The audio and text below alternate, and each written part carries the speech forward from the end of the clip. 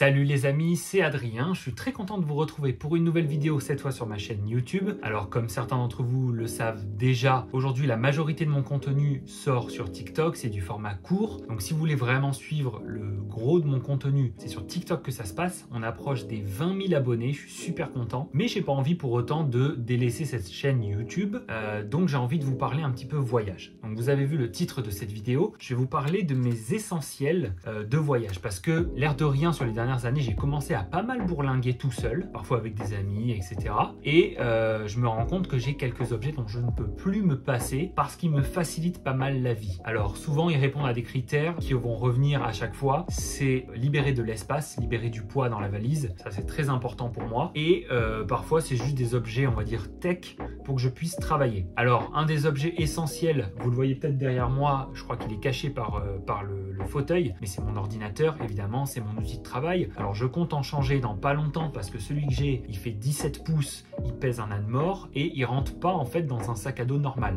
17 pouces c'est trop gros, il a quelques années, il est épais, voilà, c'est une machine de guerre, hein, c'est un super ordi, mais pour voyager, ça me casse le dos, donc je vais changer. Alors le deuxième objet très important, je peux pas vous le montrer parce que je filme avec, mais c'est mon iPhone. C'est devenu ma caméra à tel point que j'ai vendu mon Canon G7X puisqu'en fait il filmait en moins bonne qualité que mon téléphone. Donc aujourd'hui, les caméras des téléphones sont tellement bonnes que finalement, on peut se contenter de ça. Si vous voulez vous lancer vraiment à faire de la vidéo, prenez votre smartphone. Hein. Honnêtement, si vous avez un truc un minimum récent, la qualité est largement suffisante pour vous lancer sur YouTube ou n'importe quelle autre plateforme. Un autre objet que je ne peux pas vous montrer parce qu'il tient mon téléphone, c'est mon trépied Manfrotto. Donc c'est un trépied très bon, qui est modulable, etc. que je peux utiliser, que j'utilise pour faire toutes mes vidéos TikTok. Donc ça c'est top, je le prends. Il est dans des matières pas très lourdes et tout, il est résistant, c'est de la très bonne qualité. Manfrotto, c'est une marque italienne pour ceux qui ne connaissent pas. Ça me fait venir donc à un autre objet. On va continuer dans les trépieds. J'ai un deuxième petit trépied Manfrotto. Donc ça, c'est soit, hop, vous êtes sur un bureau, vous le mettez comme ça, vous le posez sur votre bureau et vous filmez. Là, il y a cette partie qui est ajustable. On appuie là-dessus, on peut ajuster. Et surtout, c'est quand tu sors, tu vois, tu filmes avec ça. C'est tout petit, franchement, ça rentre dans un sac à dos. Super objet, c'est Manfrotto. Vous voyez que c'est bien fini, quoi. Les matières, elles sont rigides et tout. Moi, j'adore Manfrotto. Voilà, ça me fait plaisir d'avoir pas mal de leurs objets. Si un jour, ils veulent me sponsoriser, faut m'appeler. Un autre trépied, parce qu'en fait j'en ai pas mal. Ça c'est un peu la taille intermédiaire. Donc le grand trépied c'est celui que j'utilise là maintenant. Le tout petit trépied c'est celui que je vous ai montré. Et ça c'est un peu intermédiaire. Donc l'avantage qu'il soit avec des bras comme ça, donc c'est pas du Manfrotto, je crois c'est Joby. L'avantage de ce truc, c'est que alors déjà il y a une bulle pour vous assurer que votre vidéo est bien droite, et le fait qu'il y ait des bras articulés comme ça vous permet par exemple de l'accrocher. Donc si vous êtes, j'en sais rien moi, au bord d'un pont, vous pouvez l'accrocher au pont et vous filmer dessus.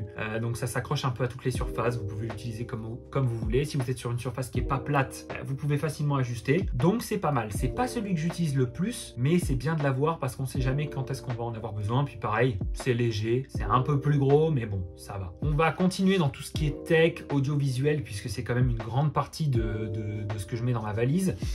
C'est de prendre toujours 2 disques durs avec moi. Donc ils sont dans leur boîte, hein, je ne vais pas vous les sortir, vous savez ce que c'est un disque dur. Je les prends toujours avec moi puisque bon, déjà on ne sait jamais quand est-ce qu'on va tomber en rade de mémoire sur son ordinateur. Et puis moi je fais toujours des copies, je fais toujours des backups. On ne sait jamais si je me fais voler mon ordi, si mon ordi me lâche. J'ai mes backups, je perds pas tout mon travail. Et puis dessus il y a aussi tous mes anciens voyages, etc. Donc voilà, 2 disques durs essentiels pour moi. Dernier objet vraiment audiovisuel, un drone, donc un DJI Mavic, DJI Mini. Donc je vais vous le montrer rapidement, mais je ne vais pas le faire décoller là. Alors jusqu'ici, j'ai pu l'utiliser que assez peu, parce qu'en fait, moi, j'ai pas de licence de pilote de drone. Donc les endroits où j'ai le droit de le faire voler sont assez limités. Donc en général, il faut que je sois vraiment en pleine nature. Par exemple, là, quand je vais aller en Turquie, je ne vais pas pouvoir le faire voler puisque je suis à Istanbul. Donc là, en l'occurrence, je ne vais même pas le prendre. Mais quand j'étais au Paraguay, je l'ai utilisé.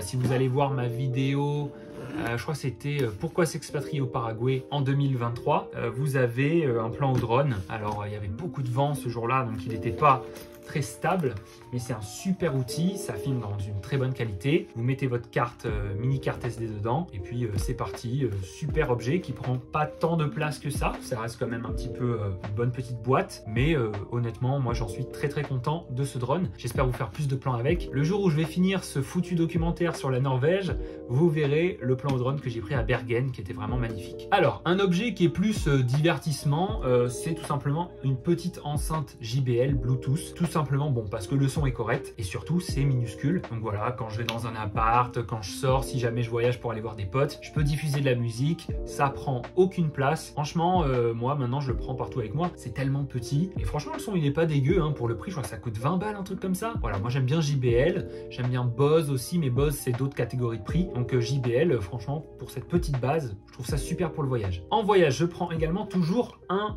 notebook, un carnet de notes, hein, on va parler français quand même, parce que j'aime bien noter mes pensées, je note souvent les trucs que j'ai à faire. Donc si je suis en voyage et que je dois filmer des trucs, je vais me faire des petites cases à cocher, noter, penser à filmer ça, penser à faire le montage de telle vidéo, et tac, je coche.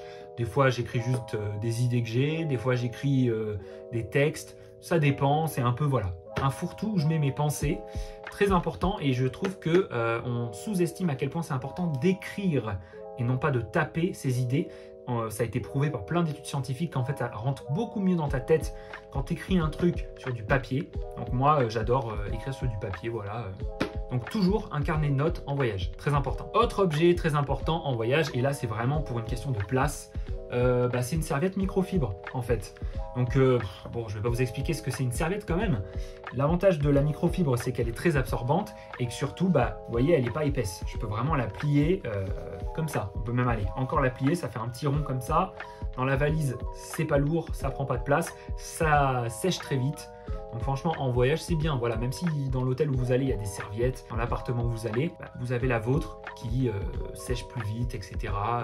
Franchement, moi, je vous conseille de faire l'investissement, c'est pas un gros investissement et ça vous libérera de la place dans votre valise. Alors, un objet que je prends toujours avec moi, bon ça, je vais peut-être pas vous le recommander parce que c'est moi qui ai un peu des tocs, mais j'ai toujours un thermomètre avec moi et un indicateur d'humidité. Je crois que le nom de l'objet explique sa fonctionnalité, hein, savoir quelle est la température de la pièce dans laquelle je me trouve quand je vais me loger à l'étranger. Parfois c'est pas indiqué, etc. Et l'humidité, parce que j'ai remarqué que ça a une très grosse incidence sur la qualité de mon sommeil. Donc si vous êtes dans une pièce qui est trop humide, vous aérez. Si c'est l'inverse, vous aérez moins. Enfin bref, voilà, ça permet un peu de savoir quel est l'état de la pièce dans laquelle vous êtes. Il faut toujours essayer de tourner autour des 50% d'humidité, évidemment, c'est le truc parfait. Et puis de ne pas avoir trop chaud la nuit, de ne pas avoir trop froid. Voilà, bon, c'est très basique, hein, mais il est tout petit, il prend pas de place, moi je le prends. Un autre objet que peut-être des gens ne prennent pas avec eux parce que maintenant on a des téléphones, c'est un réveil. Donc c'est un tout petit réveil de Casio, il est tout simple, hein, y a aucune autre fonctionnalité que le réveil, vous réglez votre heure avec la 4e aiguille, et puis ça sonne. Et alors, pourquoi je prends ça? Parce que j'ai un téléphone. Moi, j'aime bien éteindre mon téléphone quand je dors, voire le mettre loin de moi, justement, pour pas m'endormir à je ne sais pas quelle heure parce que je scrolle sur TikTok. Donc, je préfère avoir un réveil. Et surtout, ma famille pourra en être témoin, la sonnerie, elle est très forte. La sonnerie, elle est très forte. Donc bon, il y a peut-être un risque de réveiller les voisins, mais au moins, je sais que ça va me réveiller. Moi, je mets toujours ça parce qu'un téléphone... je sais pas, pour moi c'est trop imprévisible. Si mon téléphone il déconne et qu'il sonne pas et que j'ai un avion ou un train à prendre, je suis dans la mouise. Donc en général, je vais peut-être même mettre les deux. Je vais mettre mon réveil et une sonnerie sur mon téléphone un peu plus tard au cas où. Bref, double sécurité quand vous êtes en voyage, honnêtement, c'est mieux. Vous aurez une meilleure tranquillité d'esprit. Moi, je suis un peu un stressé des horaires, de la ponctualité. Donc, j'ai toujours un réveil avec moi en voyage. Et puis, chez moi, hein, je l'utilise toute l'année. Un autre objet, vraiment du point de vue pratique, c'est un couteau suisse, voilà, qui m'avait été offert, je crois, par mes grands-parents quand ils avaient été, Grand Canyon, quand ils avaient été sur la côte ouest des États-Unis. Il y a mon nom dessus, alors écrit à l'espagnol, Adrian, c'est assez rigolo. Mais un couteau suisse, ça va toujours vous dépanner. Bon, évidemment, ne le prenez pas avec vous dans la valise cabine, hein, on va vous le refuser. Donc, dans votre grosse valise, il y a un couteau, il y a un tire-bouchon, il y a une vis. On sait jamais. Franchement, vous seriez surpris du nombre de fois où ça m'a servi en réalité, parfois pour ouvrir un pot parce que j'ai été acheter un truc aux courses. Et puis dans le Airbnb où vous êtes, il n'y a pas de quoi décapsuler ou quoi. Voilà, ça va vous sauver la vie. Donc un couteau suisse, toujours une bonne idée d'avoir ça en voyage. Alors on arrive vers les derniers objets. Si ce n'est pas déjà le cas, tu peux t'abonner à la chaîne. En fait, sur cette chaîne, je te parle de voyage, d'expatriation, de culture, d'histoire. Bref, ça dépend en fait entre le format court et le format long que je fais. J'ai commencé à faire des interviews d'expatriés. Le premier numéro est sorti, c'est avec Kublai, c'est un Français qui a vécu en Russie. Voilà, bref, je termine ma pub. On arrive sur les 4 derniers objets. Alors l'objet suivant, c'est un masque de nuit.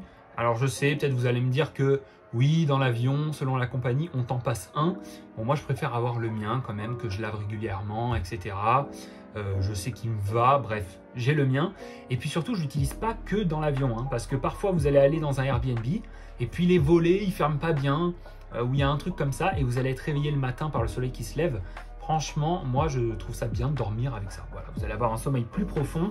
C'est prouvé hein, que si vous êtes dans le noir absolu quand vous dormez, vous allez avoir un sommeil de meilleure qualité. Hein. Ça rejoint en fait mon thermomètre et le niveau d'humidité. Moi, je trouve que ça impacte vachement la qualité de mon sommeil. Alors, un autre objet très important, c'est mes écouteurs Bose QC35. Donc, c'est des écouteurs...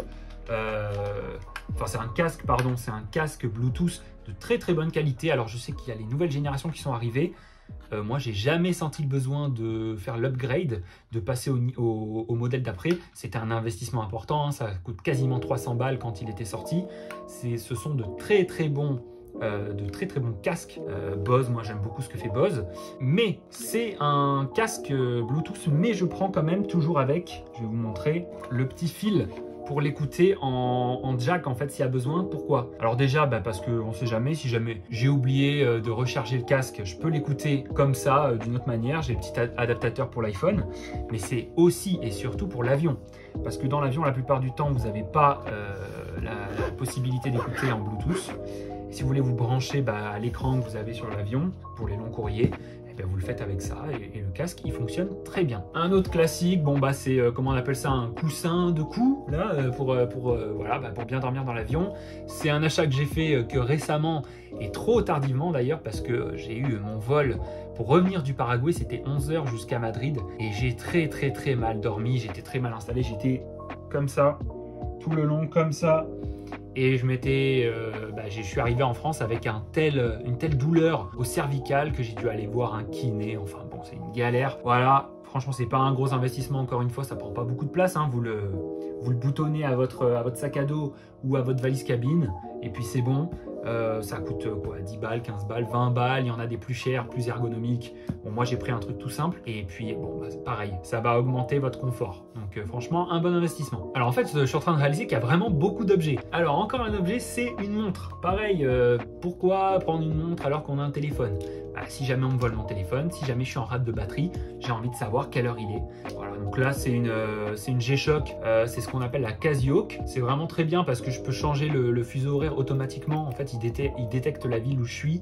Je peux chercher la ville où je suis et voilà. Donc là, quand je vais être à Istanbul, pourquoi pas, je mettrai Istanbul, boum, et les aiguilles vont se mettre à la bonne heure. Il y a le jour de la semaine, il y a plein d'autres fonctionnalités. Alors, je les ai pas explorées, mais c'est juste important, je pense, d'avoir une montre en voyage, de pas avoir à sortir votre téléphone à chaque fois. Selon le pays où vous êtes, sortez pas votre téléphone dans la rue. Hein. Moi, en Amérique du Sud, je sortais peu mon téléphone dans la rue.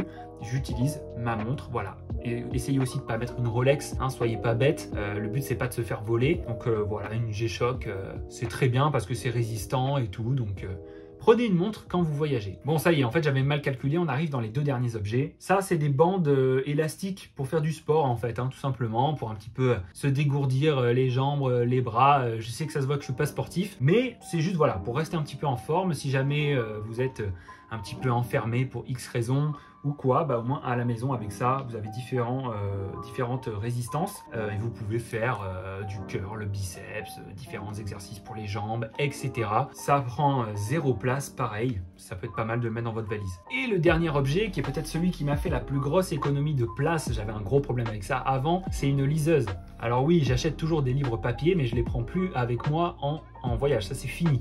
C'est fini, avant j'en prenais et ça alourdissait terriblement ma valise, c'était une galère pas possible. Donc j'ai pris une liseuse, j'achète des bouquins dessus avant chaque voyage, j'achète 1 ou 2 petits bouquins, je me les lis dans l'avion, je me les lis dehors, franchement la sensation de lecture elle est super agréable puisque c'est pas comme un écran normal, c'est une liseuse par définition, ça va vous faire moins mal moins mal aux yeux. Et puis, non, moi j'en suis vraiment très content. Là, la petite Kindle d'Amazon. Et ça m'a libéré pas mal de place. Je l'avais pris avec moi en Norvège, au Paraguay. Et voilà, là-dedans, si vous voulez avoir 100 livres, vous pouvez avoir 100 livres. 100 livres dans votre valise, bon, vous pouvez, hein, mais je sais pas, vous allez pas pouvoir mettre beaucoup de vêtements différents pendant votre voyage. Voilà, je crois qu'on a fait le tour. C'était déjà pas mal, il y avait quand même beaucoup d'objets. Hein. Je sais pas ce qui m'a pris, j'étais en forme. Bref, j'espère que cette vidéo vous a plu. Pour vous tenir un peu au courant des suites sur la chaîne, j'ai envoyé des mails pour essayer d'avoir le prochain invité sur le format un petit peu podcast interview que j'ai commencé avec Kublai. Et j'espère que ces invités vous plairont et j'espère surtout qu'ils accepteront mon invitation. Je vous souhaite une excellente journée, une excellente soirée selon le moment où vous regardez cette vidéo. N'hésitez pas à mettre un like si elle vous a plu, mettre un petit commentaire aussi, peut-être qu'est-ce que vous prenez, peut-être que moi j'ai oublié un truc, peut-être que vous prenez quelque chose en voyage qui est super pratique, que moi je connais pas, franchement moi j'aimerais bien savoir. Donc dites-moi tout ça dans les commentaires et je vous dis à très bientôt.